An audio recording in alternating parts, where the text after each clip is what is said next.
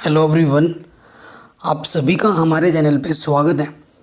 आज के इस वीडियो में हम जो हमारा चैप्टर नंबर 1 है, ठीक है, चैप्टर नंबर 1 हमारा क्या है, केमिकल रिएक्शंस एंड इक्वेशंस। इसकी जो बेसिक कॉन्सेप्ट है वो आज हम पूरा पढ़ेंगे इस वीडियो में। ठीक है, हमारा जो पैटर्न होगा वो इस तरीके से हम पढ़ेंगे कि सबसे पहले हम एनसीईआरटी के जो जितने भी टॉपिक हैं, जितने भी बेसिक कॉन्सेप्ट हैं, उनकी ईजी डेफिनेशन विद एग्जाम्पल की मदद से हम चीज़ों को समझेंगे। उसके बाद जो एनसीईआरटी के एक्सरसाइज होते हैं, जो बॉक्स के कंटेंट होते हैं, जो एनसीईआरटी एक्सरसाइज होते हैं वो करेंगे। उसके बाद एनसीईआरटी के चीज़ें ख़त्म करने के बाद जो प्रीवियस ईयर्स में क्वेश्चन पूछे गए हैं हमसे, प्रीवियस ईयर्स में जितने भी क्वेश्चन पूछे गए हैं लास्ट 10 ईयर्स के, टॉपिक वाइज सारे क्वेश्चंस कवर करेंगे। ठीक है, और फिर एंड पे प्रैक्टिस पेपर्स भी करेंगे। तो ये हमारा पैटर्न होगा हर एक चैप्टर का।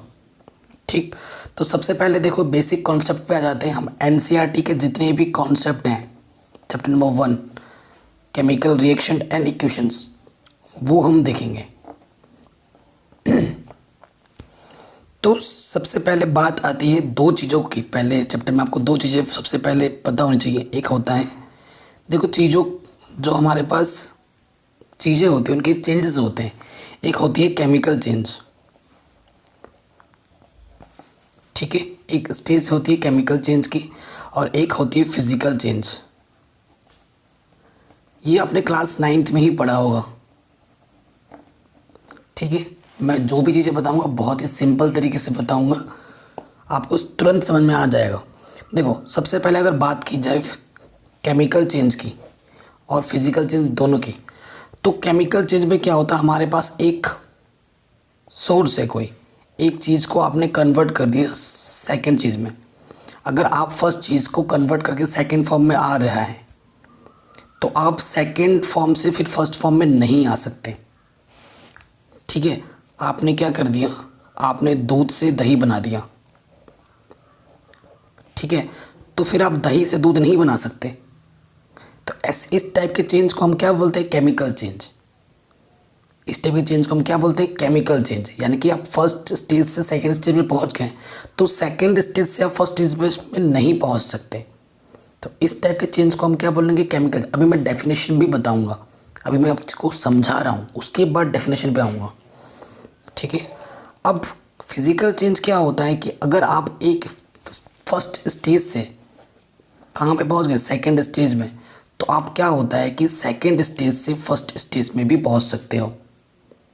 तो इसे हम क्या बोलते हैं, इसे हम बोलते हैं फिजिकल चेंज। उदाहरण के तौर पे आपके पास बर्फ़ है, आपके पास क्या है, बर्फ़ से आपने पानी बनाया, हीट किया, पानी बनाया। आपने क्या किया, हीट किया तो पानी बन गया। और पानी से फिर आप बर्फ़ बना सकते हो। कैसे, आप उसको फ्रीज़ कर दो तो वो फिर से क्या बन जाएगा, बर्फ़ बन जाएगा। ठीक है, तो ऐसे को हम क्या बोलते हैं, फिजिकल चेंज। तो सबसे पहली जो टॉपिक हमारे पास आएगी, आपके काम की जो टॉपिक है वो है केमिकल चेंज क्या होती है। एक एक करके चीज़ हम आएंगे पढ़ेंगे। ठीक है, व्हाट इज़ केमिकल चेंज। अगर आपसे कोई पूछ दे एग्जामिनर कि व्हाट इज़ केमिकल चेंज, तो आप क्या लिखेंगे डेफिनेशन में, अ process of change in the nature, a process of change in the nature and identity of a substance,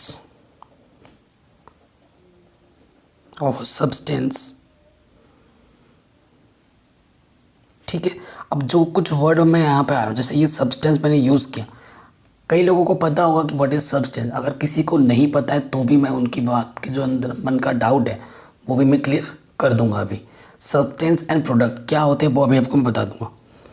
तो डेफिनेशन क्या बोल रही है, a process of change in the nature and identity of substance. ठीक, some common scene in our daily life. Example दे रहा हूँ मैं आपको, कि डेली लाइफ में देखने को क्या मिलता है। मतलब डेफिनेशन हमारे यहाँ से यहाँ तक हो चुका है। क्या होता है? A process of change in the nature of identity of substance. इसका मतलब ये हुआ कि जो प्रोसेस होता है, जो कि हमारे पास सब्सटेंस, पहले हमारे पास क्या था? दूध था। दूध की नेचर में चेंज होगी। दूध से हमने क्या बना दिया? दही। तो दूध और दही में ज़मीन आसमान का अंतर है। दूध क्या होता है? एक लिक्विड फॉर्म में होता है, जबकि दही क्या होता है? एक गाढ़ा लिक्विड होता है। लिक्विड होता है लेकिन गाढ़ा होता है। दूध जब आप टेस्ट करोगे तो उसका वो बेसिक, उसका जो टेस्ट है वो बेसिक टाइप का होता है, यानी कि काइंड ऑफ मीठा होता है। लेकिन जो दही का टेस्ट होता है वो सॉर होता है, खट्टा होता है। तो देख रहे हैं उसकी जो आइडेंटिटी है, उसका जो नेचर है पूरा का पूरा बदल गया है। तो एक स्टेज से दूसरे स्टेज में आता है तो उसकी नेचर बदल जाती है पूरी, ठीक है। और फर्स्ट स्टेज से अब जब सेकंड स्टेज में जाता है वो, तो सेकंड स्टेज से फर्स्ट स्टेज में कन्वर्ट वो नहीं हो सकता। तो ऐसे को हम क्या बोलते हैं? केमिकल चेंज बोलते हैं। और शॉर्ट में इसका जो डेफिनेशन है वो है a process of change in the nature and identity of substance. ठीक। अब some common scene in our daily life, मतलब एग्जाम्पल में अगर देना चाहूँ, एग्जाम्पल आप क्या क्या दे सकते हो? अगर आप सोचो कि आपकी डेली लाइफ में ऐसे क्या सी चीज़ है जो आप एग्जाम्पल के तौर पे इसके लिए आप दे सकते हो। देखो ढेर सारे हैं। सबसे पहला चीज़ जिसके बिना हम रह ही नहीं सकते वो है digestion of food. Digestion of food ये सबसे मेन चीज़ है, ये तो कि हर कोई करता है, चाहे हर एक जीव जंतु करता है। हम देखो खाना लेते हैं, हमने ले लिया मटर पनीर, हमने ले लिया साग सब्जी, खा लिया। ये वो एक टाइप का हमारे पास फर्स्ट स्टेज है। जैसे ही हमने खाया, जो हम पॉटी करते हैं तो वो दूसरे टाइप में निकलता है। डाइजेशन जो है वो एक स्टेज से दूसरे में चला गया, लेकिन जब हम पॉटी कर रहे हैं, जो चीज़ निकल रही है उससे क्या फर्स्ट स्टेज में आ सकते हैं? नहीं आ सकते, है ना। सो ये क्या है? केमिकल चेंज है। एक एग्जाम्पल दे दिया, ठीक है। उसके बाद सेकंड में आपको बता सकता हूँ, जैसे कि मैंने अभी ये दिया दूध से दही बनना, तो इसमें आप लिख सकते हो formation of curd. Formation of curd, curd को हम क्या बोलते हैं? दही बोलते हैं। तो दही का बनना ये भी एक तरीका का क्या है? केमिकल चेंज है। तो ऐसे बहुत से एग्जाम्पल हैं, ठीक है। जैसे थर्ड और एक देता हूँ, कुकिंग ऑफ फूड। जो हम खाना बनाते हैं, कुकिंग ऑफ फूड। फूड कैसे बनाते हैं? रॉ मटेरियल्स लेते हैं हम, कच्चा, उसको हम पकाते हैं, गरम करते हैं, पानी के साथ उबालते हैं, तब जाके वो टेस्टी बनता है। क्या आप उसी चीज़ को दोबारा से जब इनिशियल स्टेज में था उसको कन्वर्ट कर सकते हो? जो आपने हरे मिर्च लिए थे या जो भी सब्जी ली थी, उसको जो पकाने के बाद जो हुआ उसको क्या दोबारा उसी स्टेज में ला सकते हो? नहीं ला सकते ना, क्योंकि जो फर्स्ट स्टेज से वो सेकंड स्टेज में गया तो उसकी जो आइडेंटिटी है, उसका जो नेचर है पूरा का पूरा ट्रांसफॉर्म हो गया, पूरा का पूरा ट्रांसफॉर्म हो गया वो। तो वो सेकंड स्टेज से फर्स्ट स्टेज में नहीं आ सकती। तो इसे हम क्या बोलेंगे? केमिकल चेंज बोलेंगे, ठीक। तो आज के इस लेक्चर में हम सारा बेसिक चीज़ें सीखेंगे विद सिंपल डेफिनेशन, ठीक है। एंड नेक्स्ट लेक्चर में जो एनसीईआरटी के जितने भी क्वेश्चन है सारे सॉल्व करेंगे सिंपल तरीके से, डेफिनेशन और सिंपल लैंग्वेज में, ठीक। और उसके बाद वाले लेक्चर्स में प्रीवियस के क्वेश्चंस। तो ये तो बात रही हमारी केमिकल चेंज की, ठीक है। ऐसे ही दूसरा जो आता है फिजिकल चेंज, मैं बता चुका हूँ, जो एक स्टेज से दूसरे स्टेज में जाती है और दूसरे से हम फर्स्ट में ला सकते हैं। ऐसे चेंज को हम क्या बोलते हैं? फिजिकल चेंज बोलते हैं। बट फिजिकल चेंज आपके सिलेबस में नहीं है तो मैं अब नहीं पढ़ाऊँगा, हालांकि मैंने आपको बता चुका हूँ कि what is physical change. Now next part पे हम मूव करते हैं। नेक्स्ट टॉपिक हमारे पास क्या है? Chemical reaction. बहुत इम्पॉर्टेंट है केमिकल रिएक्शन, ठीक है। केमिकल रिएक्शंस क्या होती हैं? ओके। इस टॉपिक में आने से पहले मैं आपको एक चीज़ और बताना चाहता हूँ। अभी इसको होल्ड करके रखते हैं। मैंने अभी आपको क्या बताया था कि मुझे आपको बताना है कि क्या सब्सटेंस क्या होते हैं, व्हाट इज़ सब्सटेंस, ठीक है, एंड प्रोडक्ट। और प्रोडक्ट क्या होता है, मुझे आपको ये दो चीज़ बतानी है। तो देखो, अगर मैं आपको बताऊं, आपने एक गिलास लिया, ठीक है, इस गिलास में आपने पानी लिया है, ठीक है, इस गिलास में आपने क्या लिया, पानी। ठीक, पानी के साथ आपने थोड़ा सा नमक मिला दिया है। नमक को अंग्रेजी में क्या बोलते हैं, सॉल्ट। तो मैं थोड़ा हिंदी में ही लिख रहा हूँ ताकि दोनों स्टूडेंट्स को फ़ायदा हो सके। पानी यानी कि वाटर, फिर आपने क्या लिया, नमक, फिर इसको आपने क्या किया, मिक्स कर दिया। जो रिएक्शन में आपने क्या किया, उसको शेक किया, मिक्स किया, और आपको जो एक सोल्यूशन मिला, आपको एक सोल्यूशन क्या मिला, नमक वाला पानी मिल गया। ये सोल्यूशन था जिसके अंदर ये नमक है, ये इसके साथ सॉल्व हो गया, डिज़ोल्व हो जाता है, तो नमकीन पानी है ये हमारे पास क्या है, नमकीन पानी। तो ये जो पानी लिया हमने, ये जो हमने नमक लिया, जो चीज़ हम लेते हैं किसी चीज़ को बनाने के लिए, जिस चीज़ को बनाने के लिए जो चीज़ हम लेते हैं उसे हम क्या बोलते हैं, वो हमारे होते हैं सब्सटेंस। वो हमारे पास क्या होते हैं, सब्सटेंसेस होते हैं वो। यानी कि किसी भी रिएक्शन के लेफ्ट हैंड साइड में जो भी होता है, सब्सटेंस ऑलवेज किधर होता है, लेफ्ट साइड में। और ऑलवेज राइट साइड में क्या होता है, राइट साइड में क्या होता है, आपका प्रोडक्ट। प्रोडक्ट क्या होता है, प्रोडक्ट क्या होता है, जो चीज़ बनती है, जो सब्सटेंस हमने लिए हैं, जिनको हमने रिएक्शन कराने के बाद जो नई चीज़ हमें मिलेगी, जो नई चीज़ हमें मिलेगी उससे हम क्या बोलेंगे, प्रोडक्ट बोलेंगे।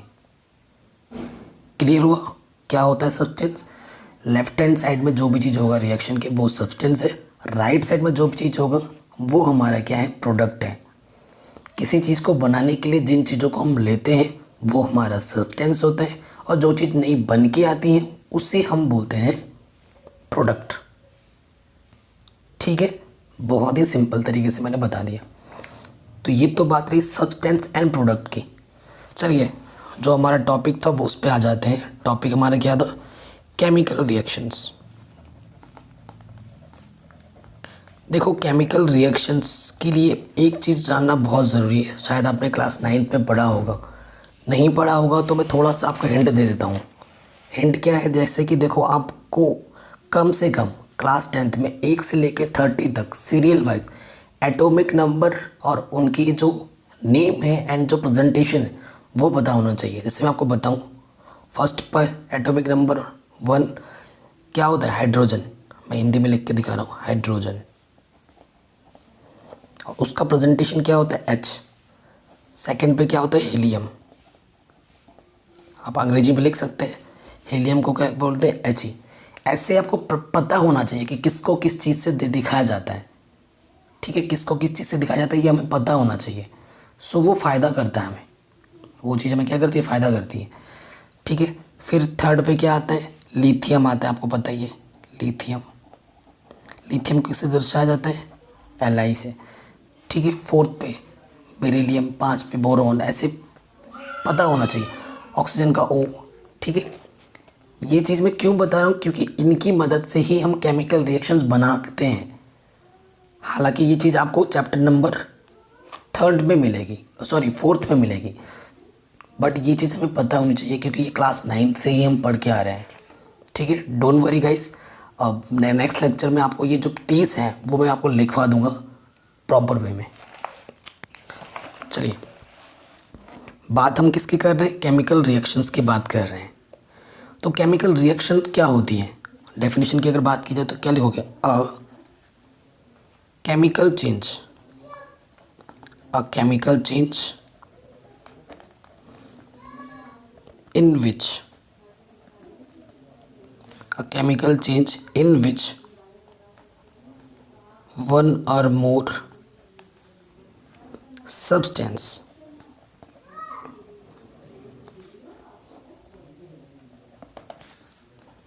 react to form one or more product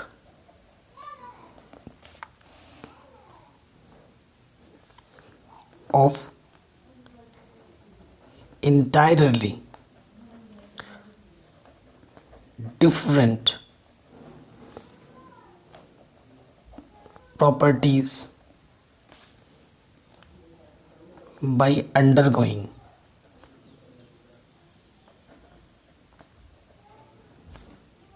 undergoing a change in state,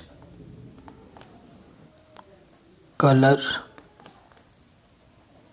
temperature, or due to evolution of gas। तो केमिकल रिएक्शन क्या होती है? देखो, केमिकल रिएक्शंस क्या होती हैं, अभी इक्वेशन पे आएंगे बात। तो केमिकल रिएक्शन क्या होती है कि आप जब एक या एक से ज़्यादा सब्सटेंस लेते हो, आप एक या एक से ज़्यादा क्या लेते हो? सब्सटेंस लेते हो, और उसको रिएक्ट करा के आपको एक या एक से ज़्यादा क्या मिल जाते हैं? एक से ज़्यादा क्या मिल जाते हैं आपको? प्रोडक्ट। तो उसे हम क्या बोलते हैं? केमिकल रिएक्शन बोलते हैं। उसे हम क्या बोलते हैं? केमिकल रिएक्शन बोलते हैं। और एग्जाम्पल अगर मैं दूं आपको, एग्जाम्पल तो अभी ढेर सारे आ जाएंगे। जैसे कि अगर मैं बोल दूं, एक छोटा सा एग्जाम्पल लेके, यहाँ पर मैंने ले लिया मैग्नीशियम, ठीक है, वैसे नॉर्मल वे में लिखते हैं, मैग्नीशियम ले लिया, ठीक है, मैग्नीशियम ले लिया मैंने। मैग्नीशियम के साथ मैंने रिएक्ट करा दी ऑक्सीजन की। किसकी करा दी? ऑक्सीजन की। तो ये मैग्नीशियम और ये ऑक्सीजन मेरे क्या हैं? मैग्नीशियम और ऑक्सीजन मेरे क्या हैं? सब्सटेंस हैं। इसको मैंने क्या किया? रिएक्ट कराया। किसी भी प्रोसीजर में होगा क्या है, तो मैं यहाँ पे मैं हीट करा सकता हूँ, इसको मैं थोड़ा सा कम टेम्परेचर में रख सकता हूँ, कुछ भी हो सकता है, वो तो डिपेंड करता है सिचुएशन पर। तो जो चीज़ें बनेंगी, सपोज करो यहाँ पर क्या बन गया? मैग्नीशियम ऑक्साइड बनेगा, मैग्नीशियम ऑक्साइड। तो यहाँ तो वैसे एक बना, यहाँ पर एक ही चीज़ बना राइट में, तो ये हमारा प्रोडक्ट है, ये हमारा क्या है? प्रोडक्ट है। और ये हमारा क्या? सब्सटेंस है, जो चीज़ हमने ली, ठीक है, और जो बना उसे हमने प्रोडक्ट बनेगा। तो इस होल प्रोसीजर को हम क्या बोलते हैं? Chemical reaction. इस होल प्रोसीजर को हम क्या बोलते हैं? Chemical reaction. केमिकल रिएक्शन में क्या होता है कि सब्सटेंस एक या दो से ज़्यादा भी ले सकते हैं, और रिएक्ट कराने के बाद प्रोडक्ट जो बनते हैं वो एक या एक से ज़्यादा भी बन सकते हैं, ठीक है। जब आप केमिकल रिएक्शन करवाते हो तो बहुत सी चीज़ों में चेंज आता है। किस में चेंज आ सकता है? चेंज इन स्टेट, उसका जो स्टेट है उस पर चेंज आ सकता है। चेंज इन कलर होता है, उसके कलर में चेंज आता है। एवोल्यूशन ऑफ गैस होता है, ठीक है। इन सब चीज़ों को देखा जाता है। अब इसमें एक इम्पॉर्टेंट प्रॉपर्टी ये याद रख सकते हैं नोट करके, अ केमिकल, मैं हालांकि लिखवा चुका हूँ अभी, फिर भी दोबारा प्रॉपर लिख सकते हैं शॉर्ट बनाकर। A chemical reaction can be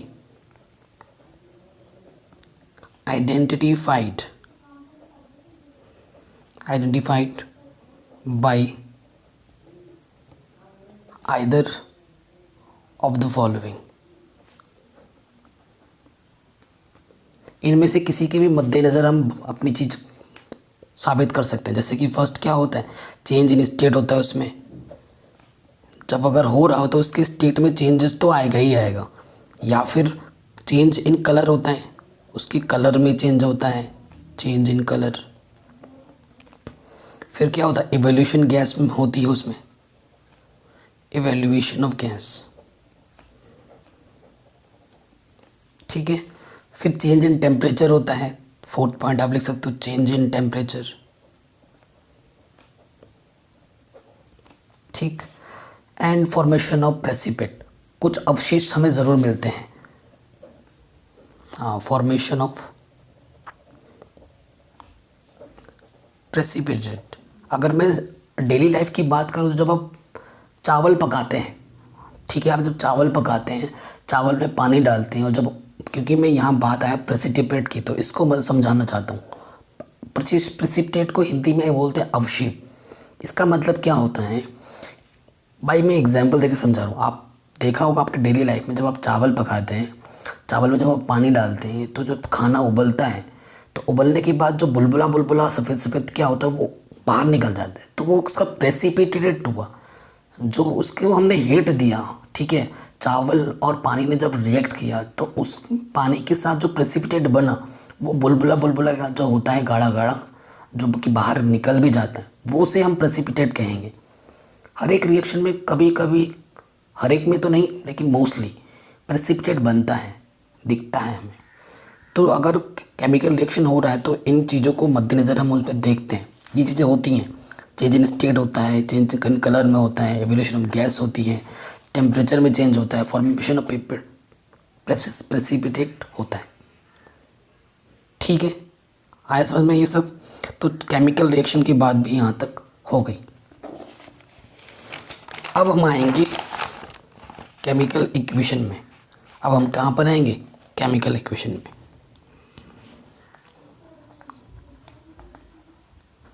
exam में आता है एक question, what is chemical equation and there types, define with example. ठीक है, बहुत इंपॉर्टेंट क्वेश्चन है। तो देखो, टॉपिक वाइज पढ़ा रहा हूँ, तो टॉपिक को वो कंबाइन करके देता है, घुमा के देता है, टॉपिक के जो सब टॉपिक होते हैं वो देता है।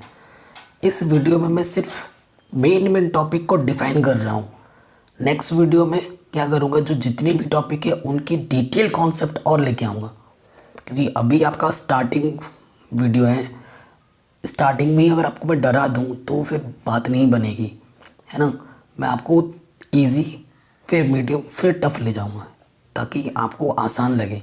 एकदम से टफ में घुस जाएंगे, चीज़ों को कॉम्प्लिकेट कर देंगे तो बात नहीं बनती। तो अब हम पढ़ेंगे केमिकल इक्वेशन। ठीक है, सो केमिकल इक्वेशन क्या होती है? देखो, अभी हमने केमिकल रिएक्शन पढ़ा। देखो, मैंने यहाँ पर क्या लिखा था आपको समझाने के लिए कि मैग्नीशियम लिया, ऑक्सीजन लिया, और यहाँ पर मैंने लिखा मैग्नीशियम ऑक्साइड। ये हमारा क्या है? केमिकल रिएक्शन है। मैं समझा रहा हूँ बहुत ही ईजी तरीके से। ये हमारा क्या है? केमिकल रिएक्शन है। तो देखो, केमिकल रिएक्शन को, जैसे यहाँ मैग्नीशियम को उसकी जो प्रेजेंटेशन है, मैग्नीशियम को Mg से डिनोट करते हैं, ऑक्सीजन को O से डिनोट करते हैं। तो कभी भी केमिकल रिएक्शन को जब उनकी प्रेजेंटेशन से डिनोट किया जाता है तो ऐसे जो रिएक्शन होती है उसको हम क्या बोलते हैं? केमिकल इक्वेशन बोलते हैं, समीकरण। ठीक है, जैसे आप क्लास टेंथ में आप पढ़ रहे हैं ना, क्वाड्रेटिक इक्वेशन वगैरह वगैरह, लीनियर इक्वेशन, तो उसी टाइप का एक इक्वेशन बन जाता है। ठीक, तो केमिकल इक्वेशन क्या होती है, डिफाइन करते हैं। देखो, प्रॉपर डेफिनेशन, रिप्रेजेंटेशन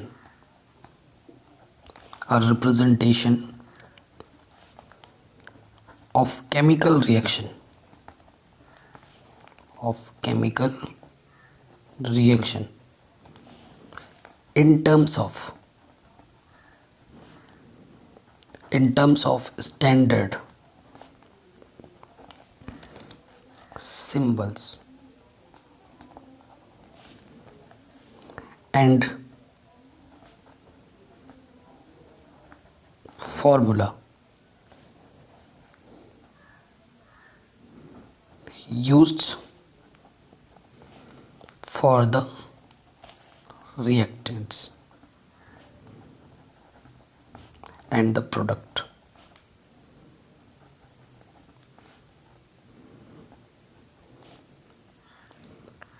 ठीक, सो अगर मैं बात करूं, अभी मैंने आपको केमिकल रिएक्शन बताया था। जैसे मैंने यहाँ पर क्या लिखा था? मैग्नीशियम। फिर मैंने क्या लिखा था? ऑक्सीजन। ठीक, फिर इस एरो का मतलब होता है रिएक्शन हो रहा है, रिएक्शन हो रहा है। और फिर मैंने यहाँ क्या लिखा था? Magnesium oxide. ठीक है, तो ये तो हमारा क्या है? एक केमिकल रिएक्शन है। इस केमिकल रिएक्शन को जब इसके प्रेजेंटेशन के फॉर्म में लिखते हैं तो उसे हम बोलते हैं केमिकल इक्वेशन। जैसे कि अगर आपको मैं बताऊं, मैग्नीशियम को हम लिखते हैं Mg से, प्लस ऑक्सीजन को हम लिखते हैं O से। ठीक है, और मैग्नीशियम ऑक्साइड क्या हो जाएगा? MgO। ठीक है, सो अगर मैं, क्योंकि अभी आपको पढ़ाऊँगा, इसके बाद वाला नेक्स्ट टॉपिक हमारा है बैलेंस्ड इक्वेशन। ठीक है, तो मैग्नीशियम के यहाँ पे 2 मोल होते हैं, ऑक्सीजन के भी यहाँ 2 मोल होते हैं। इधर मैग्नीशियम 2 है, इधर ऑक्सीजन 2 है, तो इधर भी मैग्नीशियम 2 होना चाहिए और ऑक्सीजन 2 होना चाहिए। देखो इसके सामने जो 2 लगा है इसका मतलब क्या है कि मैग्नीशियम के भी 2 मोल हैं और ऑक्सीजन के भी 2 मोल हैं। लेफ्ट हैंड साइड में और राइट हैंड साइड में जो भी एलिमेंट्स के मोल होते हैं टोटल, वो इक्वल होने चाहिए। इधर Mg के 2 हैं तो इधर भी Mg के 2 ही होने चाहिए, 3 नहीं। ठीक है, अगर डिफरेंट डिफरेंट होता है तो उससे हम अनबैलेंस्ड इक्वेशन बोलते हैं। तो कभी भी रिएक्शन अनबैलेंस्ड नहीं होनी चाहिए, हमेशा वो बैलेंस्ड होनी चाहिए। और एग्ज़ाम में क्वेश्चन आते हैं अनबैलेंस्ड इक्वेशन को बैलेंस करना। ठीक, अभी हमारा नेक्स्ट टॉपिक वही है। तो देखो इधर Mg 2 है, इधर भी Mg 2 है, इधर ऑक्सीजन 2 है, इधर भी ऑक्सीजन कितना है, 2 है। तो इसे हम क्या बोलते हैं, केमिकल इक्वेशन।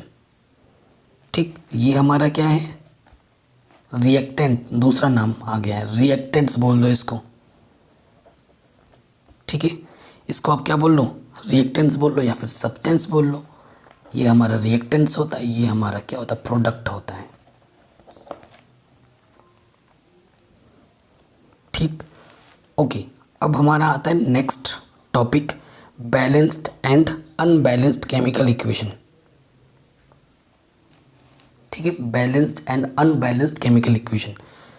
इस टॉपिक को पढ़ने से पहले मैं आपको conservation of law of conservation, law of conservation of mass, इसके बारे में बताना चाहता हूँ। बस समझाना है लॉ को।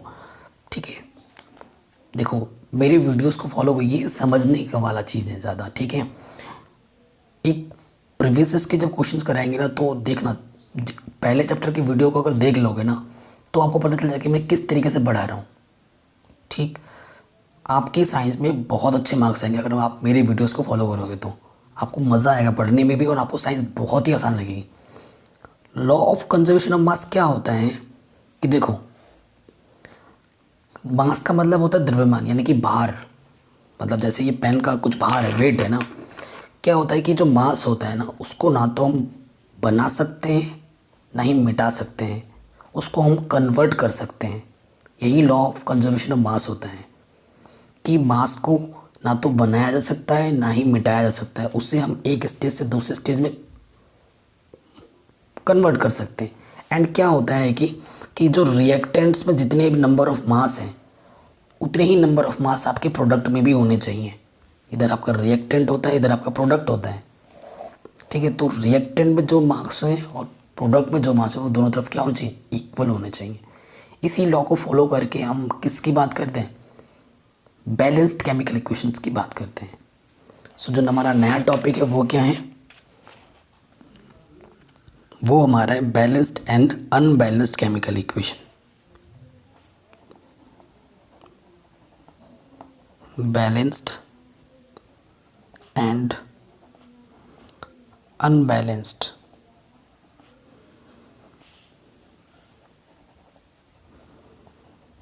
Chemical equation.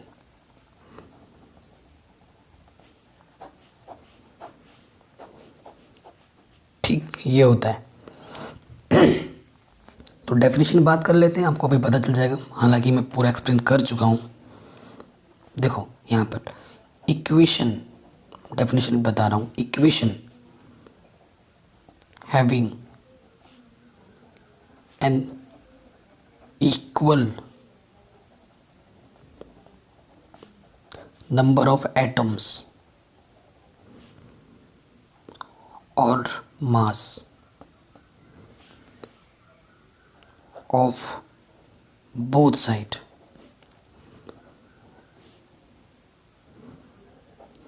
of the arrow, equation having an equal number of atoms or masses of both side of the arrow is known as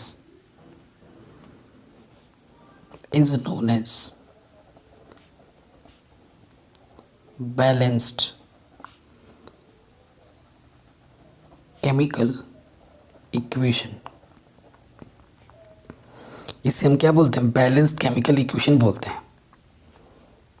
ठीक, एग्जाम्पल मैं यहाँ पर दूंगा इसलिए जगह छोड़ रहा हूँ।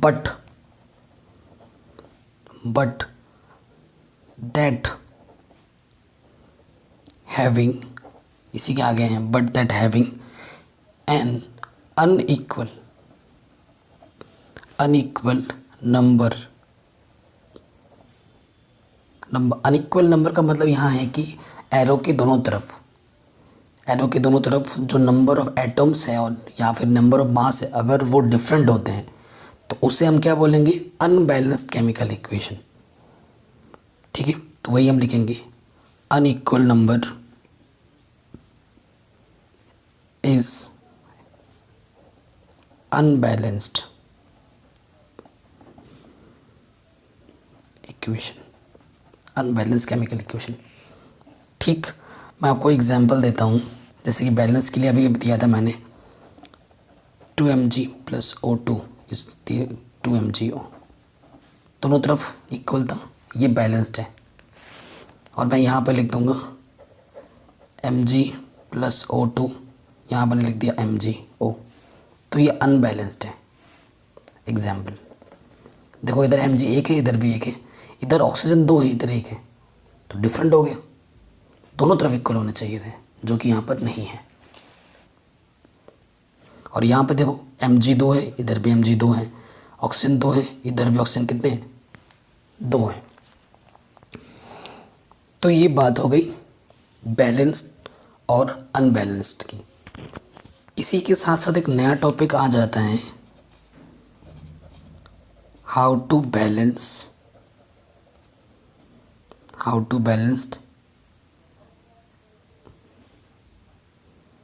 अ इक्वेशन। किसी इक्वेशन को बैलेंस कैसे किया जाता है। ठीक है, फॉर एग्जांपल मेरे पास एक इक्वेशन है, जैसे कि मैंने ले लिया Fe मतलब फेरस, फिर मैंने इधर ले लिया H2O पानी, H2O का मतलब पानी, और इधर मैंने लिया Fe thrice O4 plus H2। ये मेरा सब्सटेंस है, ये मेरा प्रोडक्ट है, ये मेरा लेफ्ट हैंड है, ये मेरा राइट हैंड है, एरो के दोनों तरफ। ठीक है, जो आप बोलना चाहो, ये मेरे क्या हैं, सब्सटेंस हैं या फिर रिएक्टेंट्स हैं, जो बोलना चाहो आप इसे आप, और ये मेरे क्या हैं, प्रोडक्ट हैं।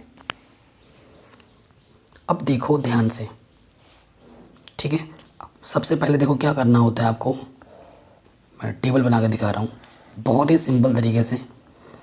हालांकि टेबल वाला मेथड आगे चल के मैं आपको नहीं बताऊँगा, इस क्वेश्चन को समझाने के लिए टेबल बना के दिखा रहा हूँ। सबसे पहले यहाँ लिखोगे आप एलिमेंट, ठीक है, इधर नंबर ऑफ एलिमेंट या एटम, एलिमेंट मत देखो, एटम्स लेफ्ट में, और इसका number of element right side में जो है। सबसे पहले बात करो फेरस की, एलिमेंट हमने लिए फेरस, कितने हैं इधर लेफ्ट में, 1 है, और राइट में फेरस के कितने हैं, 3 हैं, लिख दिया मैंने। फिर हम बात करेंगे दूसरा जो चीज़ है हाइड्रोजन, हाइड्रोजन का H कितने हैं इस तरफ, H2 यानी कि 2 हैं, और इधर भी H2 कितने हैं, 2 हैं। ओके, ये बैलेंस्ड है। लेकिन यही पता चल गया कि फेरस लेफ्ट में 1 है, राइट में 3 है, यानी कि बैलेंस नहीं है। ठीक है, दोनों तरफ इक्वल नहीं है। तीसरा चीज़ जो एलिमेंट इधर आ रहा है वो है ऑक्सीजन। ऑक्सीजन के कितने एटम्स हैं इधर, 1, और इधर कितने हैं, 4। देखो भाई साहब, क्या से क्या चीज़ हो गई। ठीक, तो यहीं से मेरे को पता लग गया कि 2 चीज़ें बैलेंस नहीं है, एक तो ये और एक ये। ठीक, तो देखो फेरस इधर इकलौता है और इधर फेरस 3 है, तो दोनों तरफ इक्वल करने के लिए देखो, 1 को 3 बनाने के लिए आपको क्या करना होगा, इसमें मल्टीप्लाई चलता है। ठीक है, 1 को 3 बनाने के लिए आपको क्या करना होगा, किससे मल्टीप्लाई करनी होगी, 3 से। ठीक, यानी कि आपको क्या करना है, इधर Fe प्लस H2O, तीर का निशान, Fe3O4 प्लस इधर H2 है। तो किस पे मल्टीप्लाई किया आपने, लेफ्ट में मल्टीप्लाई किया ना 3 से, तो आपको इधर 3 लिख देना है। ठीक है, हाइड्रोजन इधर 2 है, इधर भी 2 है, चलो ठीक है, ओके। लेकिन ऑक्सीजन यहाँ 4 है, लेफ्ट में यहाँ 4 है, तो यहाँ पर भी आपको 4 बनाना पड़ेगा। उसके लिए आपको किससे मल्टीप्लाई करना है? 4 से। 4 से आपने मल्टीप्लाई कहाँ किया? लेफ्ट में किया। तो यहाँ ऑक्सीजन दिख रहा है, तो इधर भी आपको क्या कर देना है? 4 लिख देना है मल्टीप्लाई। ओके, अब ऑक्सीजन कितना हो गया? 4 हो गया। इधर ऑक्सीजन कितना है? 4 है, ठीक है ठीक है। फेरस इधर 3 है, इधर भी फेरस कितने हैं? 3 है। फेरस दोनों तरफ इक्वल हो गया, ऑक्सीजन दोनों तरफ इक्वल हो गया। लेकिन मामला बिगड़ दिया हमने। कहाँ बिगाड़ दिया मामला हमने? यहाँ देखो, हाइड्रोजन 2 था, उसके सामने कितना लगा दिया हमने मल्टीप्लाई में? 4। तो 4 टू जा कितना हो गया? 8। हाइड्रोजन कितने हो गए? 8। और इधर हाइड्रोजन कितना है? 2। तो 2 को 8 कैसे बनाया जा सकता है? कितने से मल्टीप्लाई करके? 4 से मल्टीप्लाई करके, ठीक। अब देखो, फेरस इधर कितने हैं? 3, इधर भी 3। ऑक्सीजन इधर कितने हैं? 4, इधर भी 4। हाइड्रोजन यहाँ 8, इधर भी 8। तो लेफ्ट हैंड साइड के जो एटम्स हैं, राइट हैंड साइड के एटम्स सारे इक्वल आ गए। Law of conservation of mass की प्रॉपर्टी को ये होल्ड कर रहे हैं, और यानी कि ये जो इक्वेशन है वो एक बैलेंस्ड केमिकल इक्वेशन हो जाएगी। ठीक है, ये एक बैलेंस केमिकल इक्वेशन हो जाएगी, यानी कि हमने एक अनबैलेंस्ड केमिकल इक्वेशन को बैलेंस कर दिया है। तो ये तो मैं टॉपिक समझा रहा हूँ। अभी एनसीईआरटी में ढेर सारे क्वेश्चन मिलेंगे हमें इस टॉपिक के, जो कि हम नेक्स्ट लेक्चर्स में करेंगे। ठीक, ओके, चलिए आगे बढ़ते हैं नेक्स्ट टॉपिक। जो नेक्स्ट टॉपिक हमारा है वो है टाइप्स ऑफ केमिकल रिएक्शन। ये हमारा नेक्स्ट टॉपिक है कि जो केमिकल रिएक्शन हमने पढ़ा था उसके कितने टाइप्स होते हैं। और देखो, मैं लंबा ज्ञान वाला आपको नहीं दूंगा, मैं बहुत ही सिंपल डेफिनेशन दूंगा और सिंपल एग्जाम्पल दूंगा। इस लेक्चर में मेरा यही मोटो है कि मैं चीज़ों को आपको समझा पाऊँ बहुत ही ईजी तरीके से, ताकि अगर जब आप समझ जाओगे चीज़ों को तो आपको मैं उसका जब एडवांस में ले जाऊंगा तो आपको उस चीज़ समझने में और आसानी से आएगी। ठीक है, तो सबसे पहला जो टॉपिक हमारा आता है नंबर 1, कॉम्बिनेशन रिएक्शन, जिसके नाम से ही सारा चीज़ क्लियर हो जा रहा है। कॉम्बिनेशन कीवर्ड, ठीक है, क्या आ जा रहा है? कॉम्बिनेशन। तो कॉम्बिनेशन रिएक्शन क्या होगा? नाम से ही पता चल रहा है। इसका डेफिनेशन होगा द रिएक्शन इन विच 2 और more reactants combine to form a single compound, यानी कि ऐसा रिएक्शन जिसमें 2 या 2 से ज़्यादा रिएक्टेंट्स इन्वॉल्व होकर एक सिंगल प्रोडक्ट देते हैं। तो ऐसे को हम क्या बोलते हैं? Combination reaction. तो हम क्या लिखेंगे? The reaction in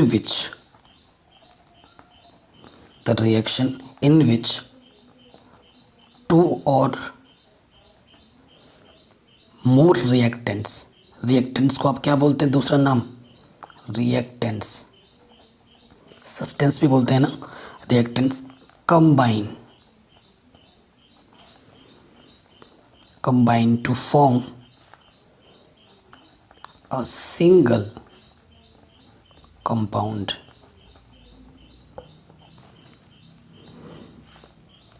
is known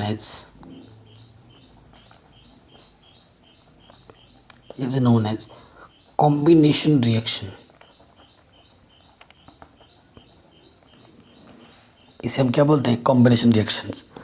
example के तौर पे मैं लिख सकता हूँ, बहुत से एग्जाम्पल है मेरे पास, जैसे कि C+O2, कार्बन प्लस ऑक्सीजन हमें क्या देता है? Carbon dioxide, C+CO2। ठीक है, और मैं देता हूँ एग्जाम्पल, ठीक, ले लेते हैं 2H2, हाइड्रोजन के 2 मोल, ऑक्सीजन के 2 मोल, तो ये हमें क्या देगा? 2H2O, वाटर के 2 मोल। ठीक है। और एक एग्जांपल लेता हूँ, कैल्शियम ऑक्साइड, फिर मैंने उसके साथ ले लिया पानी, वाटर, तो हमें क्या दे देगा, CaOH का होल ट्वाइस। तो ये सारे सिंपल एग्जांपल दिए मैंने। इसमें मेरे पास कितने रिएक्टेंट्स हैं, दो से ज़्यादा वाला भी हो सकता है एग्जांपल हम ले सकते हैं, ठीक है। तो मैं आपको इजी वाला एग्जांपल ही दे रहा था, ठीक। देखो हमारे जो प्रोडक्ट है वो एक ही है, दो या दो से ज़्यादा रिएक्टेंट हो सकते हैं, लेकिन जो प्रोडक्ट आएगा वो एक ही होगा। ऐसे रिएक्शंस को हम क्या बोलते हैं, कॉम्बिनेशन रिएक्शन, ठीक। आया समझ में आपको? ओके, सेकेंडली मैं रिएक्शन की बात कर रहा हूँ जो कि हमारा है डीकम्पोजिशन। डीकम्पोजिशन रिएक्शन, देखो सारा चीज़ नाम से ही क्लियर हो जाता है, डीकम्पोजिशन। डीकम्पोजिशन में क्या होता है कि चीज़ें टूट जाती हैं, ठीक है। डीकम्पोजिशन का मतलब टूटना। तो इसका जो डेफिनेशन होता है वो क्या होता है, क्या लिखेंगे, the reaction in which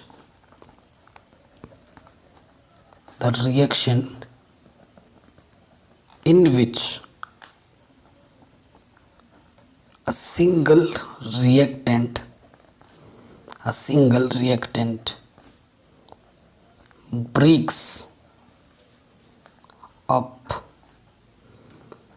to give two or more simple products। मतलब क्या होगा कि एक रिएक्टेंट टूट के दो या दो से ज़्यादा प्रोडक्ट देता है, तो ऐसे रिएक्शन को हम डीकम्पोजिशन रिएक्शन बोलते हैं, ठीक। फॉर एग्जांपल मैं क्या ले लेता हूँ, मेरे पास कैल्शियम कार्बोनेट है CaCO3, इसे हम क्या बोलते हैं, कैल्शियम कार्बोनेट। इसको जब आप हीट करोगे, इसको जब आप गर्म करते हो, तो आपको क्या मिलता है, CaO, जिसे हम क्या बोलते हैं, कैल्शियम ऑक्साइड। और हमें क्या मिलता है, कार्बन डाइऑक्साइड CO2। जो कैल्शियम ऑक्साइड होता है वो सॉलिड होता है, ये किस फॉर्म में होता है, सॉलिड फॉर्म में होता है। और कार्बन डाइऑक्साइड किस फॉर्म में होता है, गैस फॉर्म में होता है। और अगर CaCO3 की बात करें तो ये भी सॉलिड फॉर्म में होता है। तो डिकम्पोजिशन रिएक्शन क्या होता है, ऐसा रिएक्शन जिसमें एक सब्सटेंस या रिएक्टेंट टूट के दो या दो से ज़्यादा हमें क्या देता है, प्रोडक्ट देता है, उसे हम डीकम्पोजिशन रिएक्शन बोलते हैं, ठीक। एक ही एग्जांपल दे रहा हूँ, बहुत है। अभी जब नेक्स्ट लेक्चर पढ़ेंगे डीप कॉन्सेप्ट में हर चीज़ों को जानने के लिए, तो वहाँ पर मैं और भी एलिब्रेट करूँगा इन सब चीज़ों को। तो डीकम्पोजिशन रिएक्शन तो हो गया। अब डीकम्पोजिशन रिएक्शन में कई टाइप्स के रिएक्शन और आ जाते हैं, ठीक है। डीकम्पोजिशन रिएक्शन में क्या जाता है कि जैसे थर्मल डीकम्पोजिशन क्या होता है, इलेक्ट्रोलाइटिक डीकम्पोजिशन क्या होता है, फोटोलाइटिक डीकम्पोजिशन क्या होता है, ठीक है। तो ये तीन चीज़ें और आ जाती हैं, ठीक। तो वो भी साथ ही साथ बता देता हूँ, ठीक है। वो भी साथ ही साथ क्या करता हूँ, बता देता हूँ। सबसे पहले बात कर लेते हैं, इसी टॉपिक का ही है तो बात कर लेते हैं, thermal decomposition. Thermal decomposition,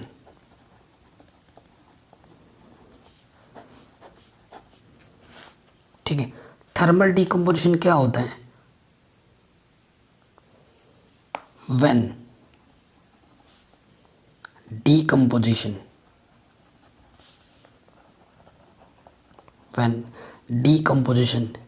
is carried out by heating।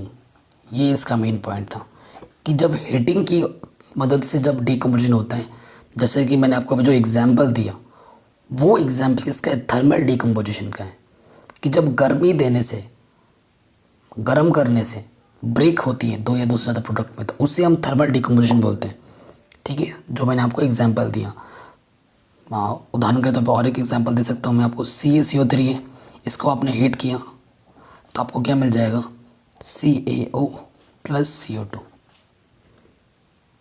ठीक है, जो मैंने आपको दिया एग्जांपल ये, तो इसे हम बोलेंगे थर्मल डीकम्पोजिशन।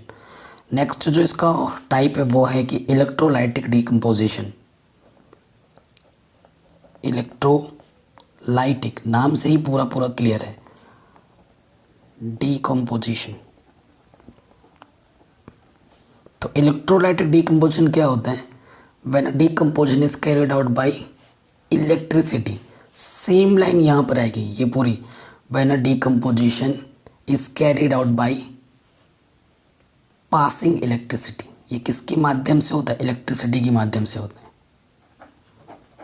ठीक है, अगर मैं एग्जांपल दूं तो जैसे कि मेरे पास 2H2O है, इसको मैंने करंट दिया, इलेक्ट्रिक करंट, बिजली, इलेक्ट्रिक करंट, तो ये किस में कन्वर्ट हो जाएगा? मेरे पास 2H2 + O2, ये दोनों ही गैस फॉर्म में कन्वर्ट हो जाएंगे, हवा में उड़ जाएंगे। ठीक है, ये भी गैस है, ये भी गैस है।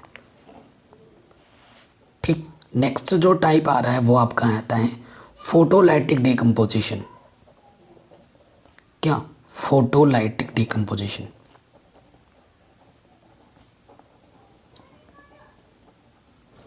तो फोटोलाइटिक डीकम्पोजिशन क्या होता है? When decomposition is carried out in a present of sunlight. ऐसी वैसी चीज़ नहीं, नेचुरल सनलाइट की मदद से जब आपका होता है तो उसे हम बोलते हैं फोटोलाइटिक डीकम्पोजिशन। तो आप क्या लिखोगे? When decomposition is carried out by in the presence of, मेन चीज़ यहाँ पे होती है, in the presence of sunlight. अब सनलाइट की मदद से ये क्या होता है? डीकम्पोजिशन होता है। फॉर एग्जांपल हमारे पास क्या है? 2AgCl।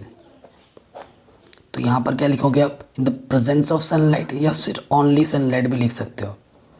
तो सनलाइट की प्रेजेंस से यहाँ पर क्या हो जाता है? 2Ag जो कि सॉलिड होता है, एंड क्लोरीन गैस होती है, ये हवा में उड़ जाती है।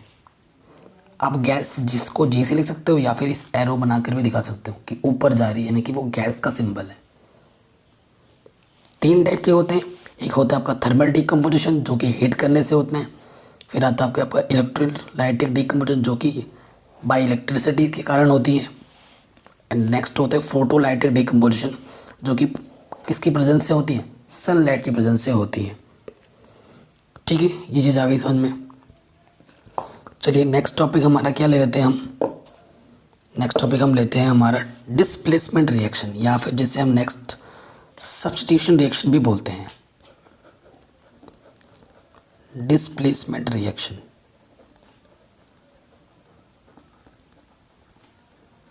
और इसको आप नया नाम दूसरा है इसका सब्स्टिट्यूशन।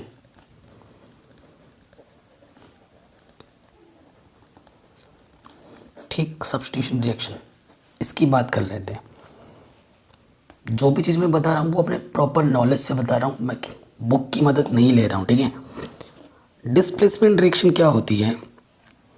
नाम से ही पता चल रहा है, डिस्प्लेसमेंट, सब्स्टिट्यूशन, यानी कि एक की जगह पर दूसरा आ जाएगा और दूसरा, ठीक है, उससे हम क्या बोलते हैं? डिस्प्लेसमेंट रिएक्शन बोलते हैं। तो प्रॉपर डेफिनेशन क्या होती है? The reaction in which one element or a group of element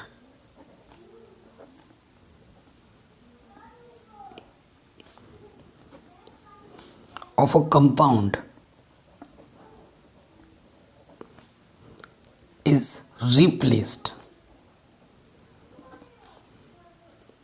by another element or a group of elements to form its own compound.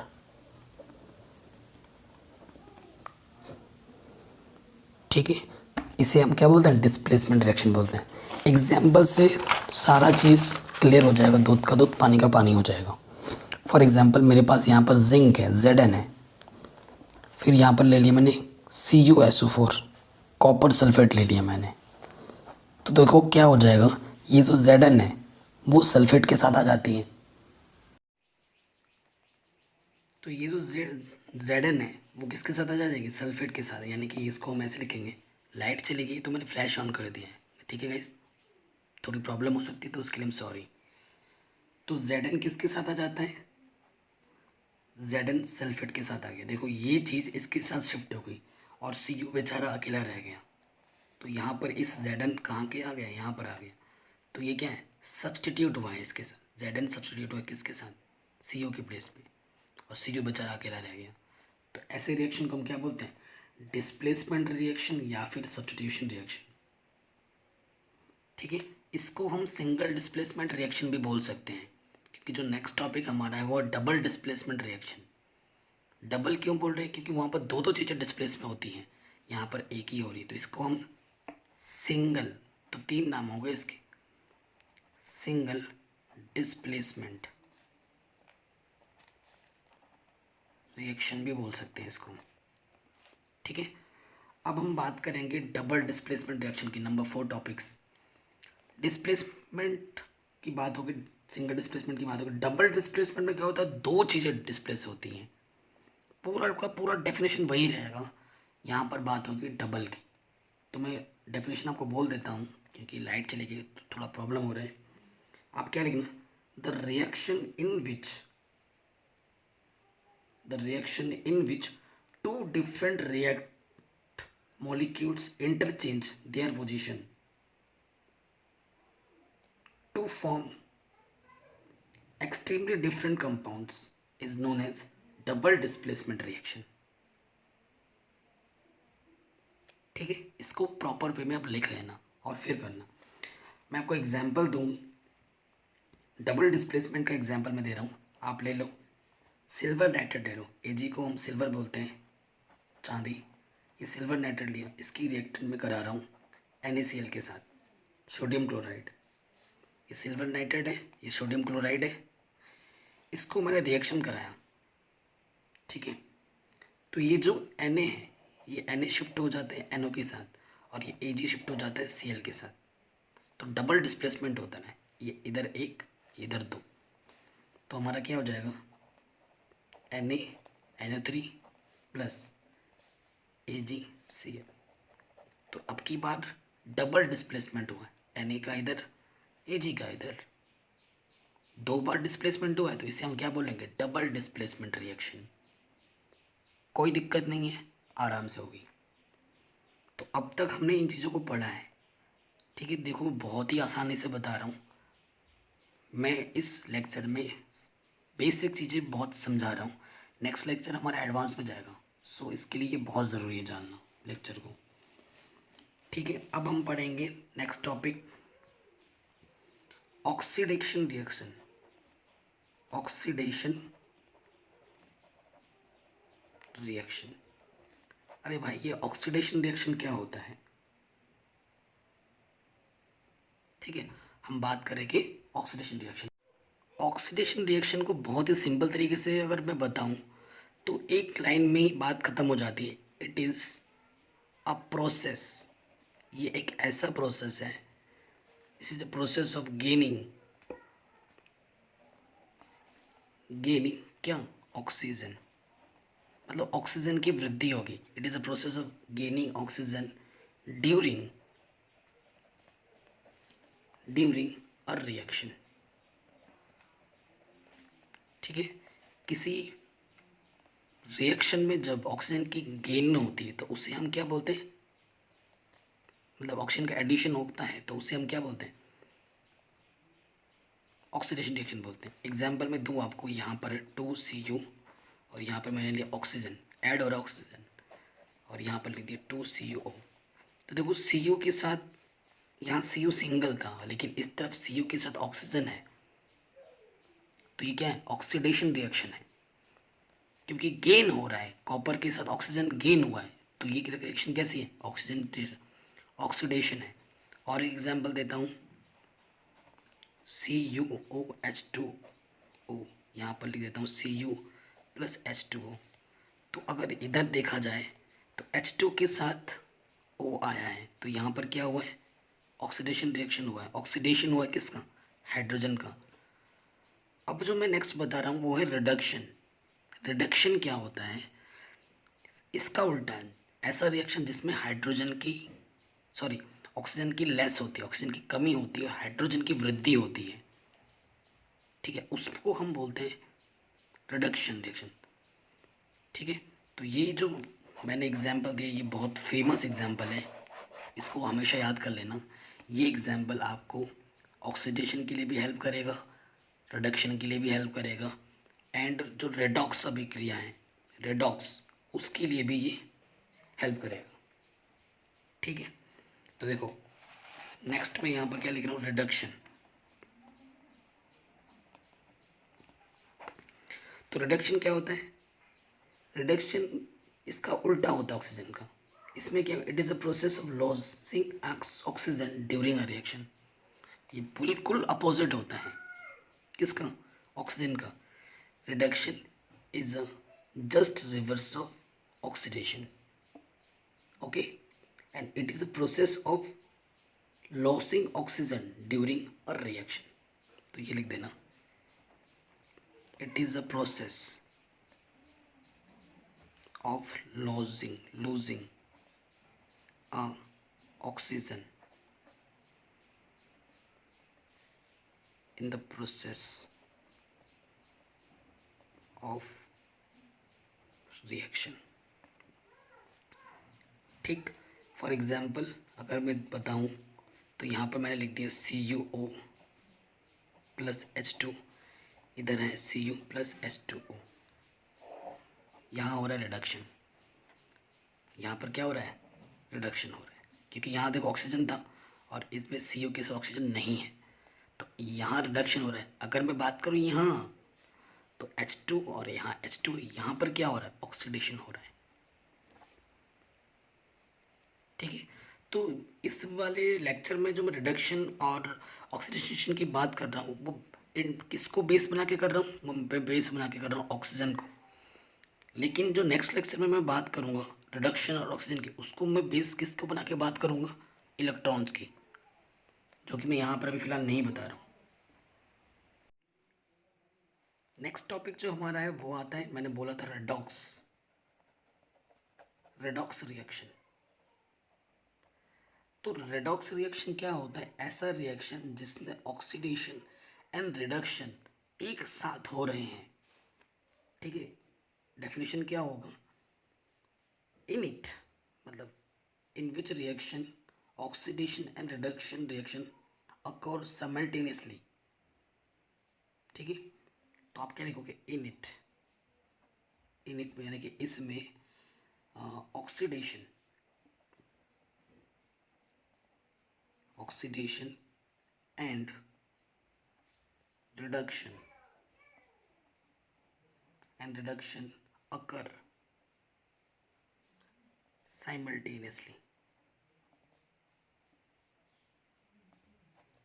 ठीक है, एग्जाम्पल के तौर पे मैंने अभी बताया फेमस एग्जाम्पल जो मैं बार बार बता रहा हूँ।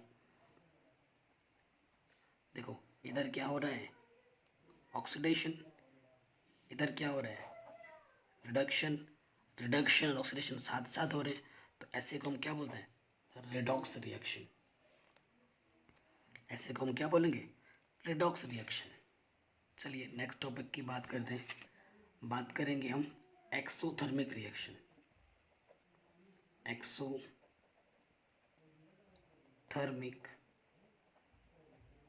रिएक्शन। ठीक है, एक्सोथर्मिक क्या होता है, the reaction in which heat is released, ऐसा रिएक्शन जिसमें हीट रिलीज होता है। ठीक है, उसे हम क्या बोलते हैं, एक्सोथर्मिक रिएक्शन बोलते हैं। तो क्या लिखोगे, definition, the reaction in which heat is released,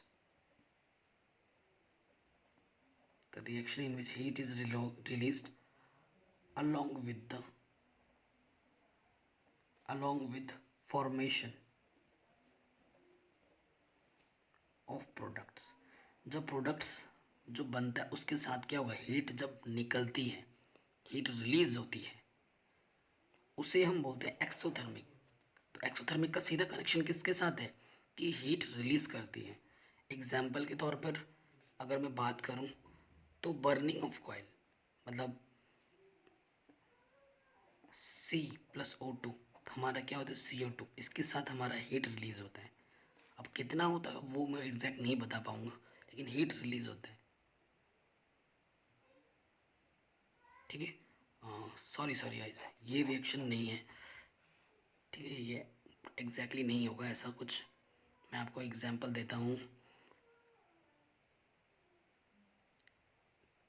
ठीक है, कोई भी एक ले लो और नेचुरल कोई गैस ले लो, जैसे कि हमारा मीथेन है, खाना बनाने के लिए यूज़ होता है CH4। मीथेन को जब हम ऑक्सीजन के साथ रिएक्ट कराते हैं तो CO2 बनता है, फिर पानी 2H2O, और उसके साथ रिलीज होता है हीट। तो ये एक प्रॉपर रिएक्शन है। ठीक है, तो इसे हम क्या बोलते हैं एक्सोथर्मिक रिएक्शन। इसका उल्टा होता है एंडोथर्मिक रिएक्शन। इसका उल्टा just opposite endothermic reaction.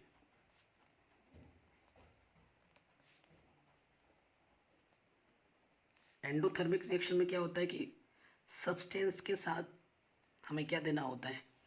Endothermic जो हीट होती है वो अब्जॉर्व करती है, हीट को क्या करती है अब्जॉर्व करती है। ठीक है, तो उसे हम क्या बोलेंगे एंडोथर्मिक रिएक्शन। ठीक है, तो एक डेफिनेशन क्या होगा, the reaction in which heat is absorbed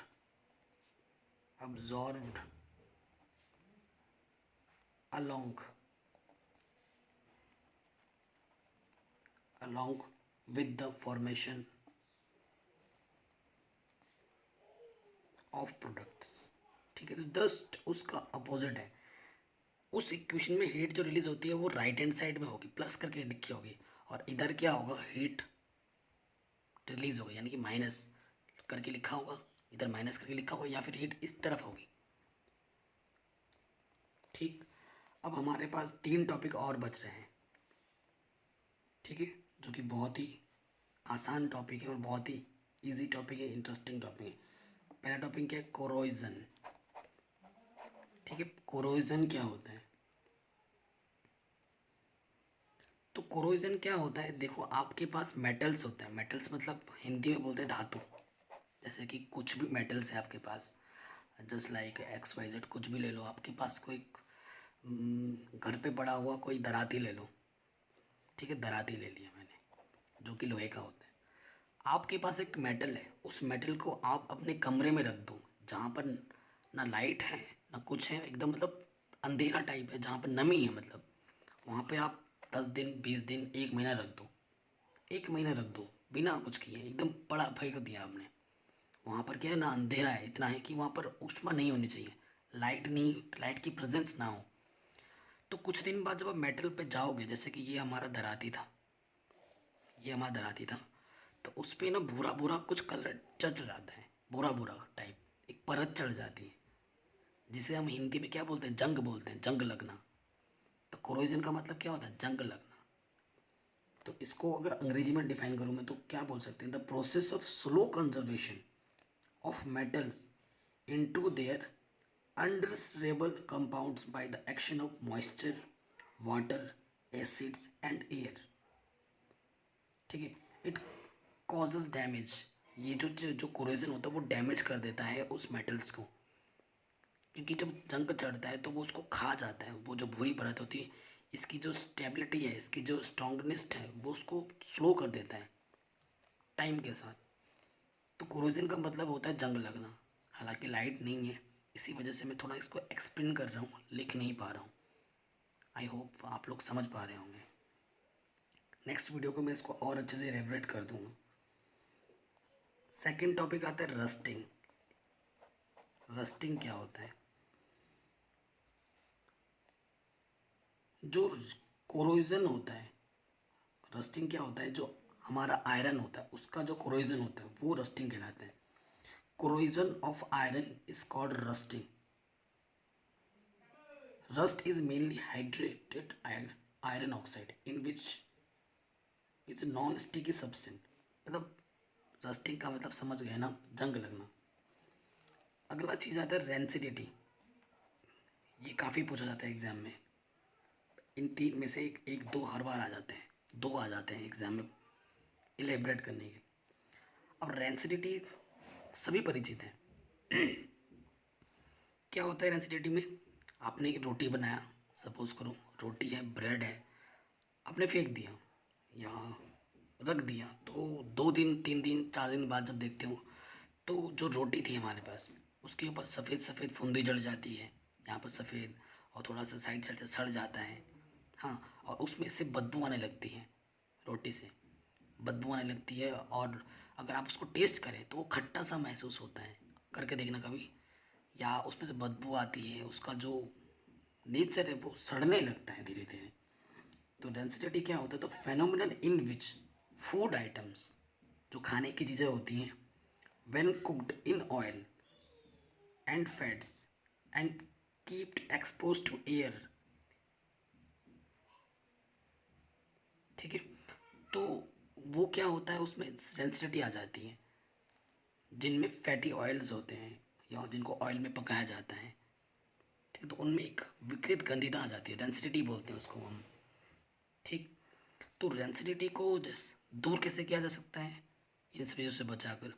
और फॉर एग्जांपल जैसे आप कुरकुरा खाते हैं, ठीक है, आप कुरकुरा खाते हैं, आप करकरे खाते हैं, या कुछ लेस खाते हैं, तो ये जो पैकेट्स में आते हैं, क्योंकि इसको ऑयल में पकाया जाता है ना, तो कभी आपने देखा होगा, आप घर पे कुछ बनाते हो तो कुछ देर के बाद वो नरम हो जाती है, या कई दिनों बाद ख़राब हो जाती है, खा नहीं सकते, सिकुड़ जाती है, नरम हो जाती है, उसका टेस्ट चेंज हो जाता है।